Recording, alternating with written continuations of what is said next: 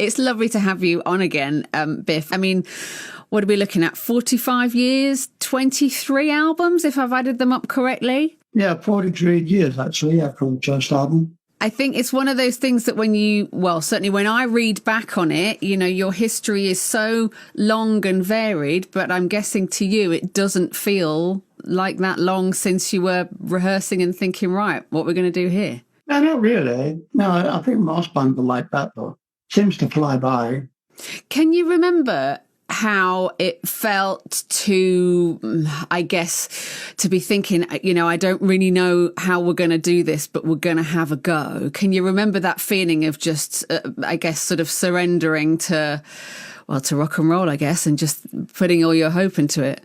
Yeah, we were full of confidence and, quite cocky with it. So I don't think we ever thought we would fail. We just kept moving forward, writing songs until something popped, really. I mean, there's so much Saxon history that if I just talked about the first 5 years, we could probably be here for about, a couple of hours. 5 years. But I thought it might be nice to take a track first, Biff, and I'm going to go for your choice of Hendrix and Wind Cries Mary, because you tell us about your sort of Hendrix epiphany. When did you first realise? Well, when I first started, I learned to play guitar. So I was a guitarist for a while, not a great one, but I have a good knowledge of guitar, if you know what I mean. And Hendrix sort of opened up a lot of different avenues that guitarists could take. But I think a lot of people, even established guitarists, I think they were all a bit gobsmacked when they first saw Hendrix play. And then if you read the Pete Townsend stuff and Eric Clapton, they all went to see him. And I think they were pretty gobsmacked of what he was doing with the guitar and what they were doing with the guitar. And it was on a different sort of planet. So I think people saw him and thought, God, I'm going to have to learn how to do that. Now, you're on the festival circuit at the moment, aren't you? We are, yeah. How's it going? How is that one of your favourite things to do? How are you? Because I've certainly seen you at several festivals, and you look like you're having rather a good time. They're very rushy festivals. There's a lot of pressure to get on stage on time and do all your thing and everything. And they're a different beast altogether. You've got a lot of people in front of the stage. It's just different, really. And they want to hear the big hits, I think. You're absolutely right. And I can remember being backstage at Download. Oh, gosh, I can't remember what year it was, but I was interviewing Slash and you were playing.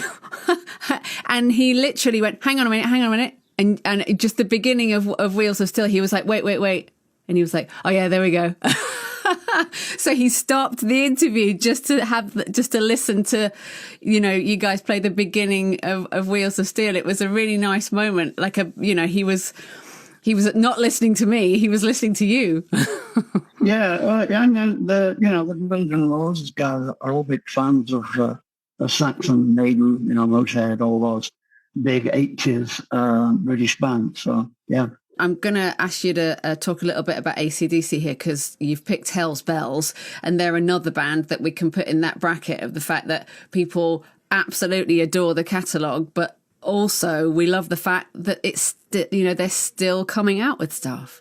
Yeah, that's right. I chose Hell's Bells because that was Jono's first tour, Brian's first album, first tour. We did that a few dates of that tour in America.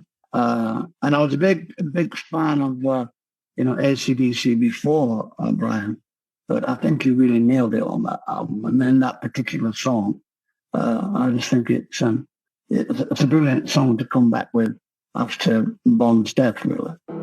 Biff, you've chosen a bit of Van Halen to play for us as well. Speaking of, we're talking about all these bands that have such longevity. You've chosen Running with the Devil. Why this track? Well, two reasons. I thought Van Halen a little bit like Hendrix. He brought a new style to the guitar playing. But, I went to see them. I'm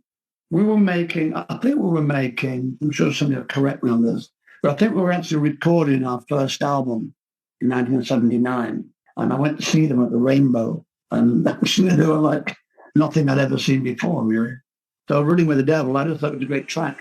We can't really go much further without talking about Highway Star from Deep Purple. That's on your list, and I know you're a big Purple fan. When did your Deep Purple fandom begin? Who isn't? Who isn't a big Deep Purple fan? I mean, come on. You can't really avoid them, can you? Yeah, I mean, I saw the Deep Purple with Uriah Heep back in the day. Yeah, they were a great band. They were more. To me, they were more of the. There were a lot of solo and things in their music. But we started writing music. We tended to write a bit more sort of 3 or 4 minute songs, not long instrumental sections.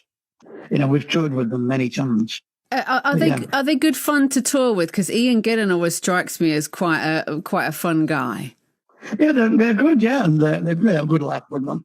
We actually toured a lot with them. We've done festivals with them many times. So yeah, they're good fun. They're quite sort of laid back with none of the clothes off the stage type, ego things going on there. It's they're nice guys, really nice guys. Let's take another of your tracks that you've chosen here. I'm really intrigued why I'm not intrigued because it's a fantastic song, but I'm intrigued why you've chosen Small Faces and what you're going to do about it. I thought Stevie Marriott was a great singer, got great soul voice, actually. I mean, I suppose it was pop music back then, but for me, it was blues music, and early sort of R&B stuff. We don't mention it much. Nobody really mentions Small Faces or Steve Marriott much. I think it's a little bit forgotten. And I thought for this, I put in a track by Small Faces because, I used to watch them on TV, and I always thought they were great. A great rock and roll band is what we were. I think you're right. And I think if he had still been around now, he would have been one of those guys that was never off tour. He would just be out playing and playing and playing and playing. Because I just think so many people would still love to see him play live. Because I think you're right. He has been a little bit forgotten, possibly by the press. Again, he doesn't get that much press, but he was excellent. It was an innovator as well. He took a lot of black music styles and used them in his singing and his songwriting. So I think that's quite a great thing to do, really. Biff, I feel like we need to talk about the new album. Carpe Diem came out in February of this year, and it's your 23rd. It is, yeah. It's a 23rd studio album. Yeah, which, I mean, when you say it out loud, when you say it's our 23rd, that must feel like quite an achievement. Well, I don't think so. I just think we just make albums and, we keep making albums, we keep writing. I think it's probably me that sort of winds the band up to start writing, and then, it goes from there, really. We've actually just about to start writing the next Saxon album. We go to a festival in Belgium this weekend, and then we're going into a rehearsal room for 3-4 days until the next festival, which is the week after. So we have started writing, and we make Carpe Diem over the lockdown. We started before the lockdown and then continued through lockdown. So I think the albums, in that respect, is quite special. Did that process of putting an album together sort of keep you sort of Biff-like during lockdown? Because it was a funny time for everybody and everyone had their own way of coping with it. But did that writing process help you through, the COVID period? Yeah, I think so, because we were doing multiple projects. I mean, I just kept the band busy in the studio. We did an inspirations album, a covers album. I did an album with my son, Heavy Water. So yeah, it was good. I mean, it's quite hard, doing it in between lockdowns. But I think it came together really good. We discovered different ways to do things that we hadn't done before, like everybody did. Yeah, I mean, seize the day, Carpe Diem. I chose a title quite a while ago, but it seemed to be very, on the mark, really. Let's take another one of your track choices. Now, I'm going for Alice Cooper and Elected, just because, Alice is, of course, a presenter here on the station, but you must have some great Alice Cooper memories over the years. You must have bumped into him quite a lot. Yeah, I've bumped into him quite a lot. One of the great stories I must say is when I was at home shortly after coming out of hospital, and Alice Alice phoned me actually, and we had a chat. I thought it was a really great thing for him to do actually. So everybody goes to schools out, don't they? As his big sort of well-known track. But I like Elected. I think it's quite political. If you listen to it, it's got a sort of edgy song, I think. Biff, it's been absolutely wonderful chatting to you. I feel like there's so much that I haven't even touched on. We haven't really talked about your last solo album with your son. Have you got any more plans for another one of those? We've made another Heavy Waters album. I might do another solo album. I don't know. I'm thinking about it. I think you have to multitask a lot. That's the problem. But I did do it before. It can be done. It's just very hard work. You're so motivated. I love, I mean, obviously it's your job and it's your kind of vocation in life, but you don't seem to rest on any laurels at all. What gets you up in the morning? What makes you want to do this? Well, I think, I just a love of music really. And I think that's it. Yeah. Just keep driving forward until you stop. Well, I think that's the best advice. I really do. But I love Saxon. I've loved Saxon for years. I'm so pleased that you're out there doing festivals. I'm looking forward to seeing you on the tour, on the Carpe Diem World Tour.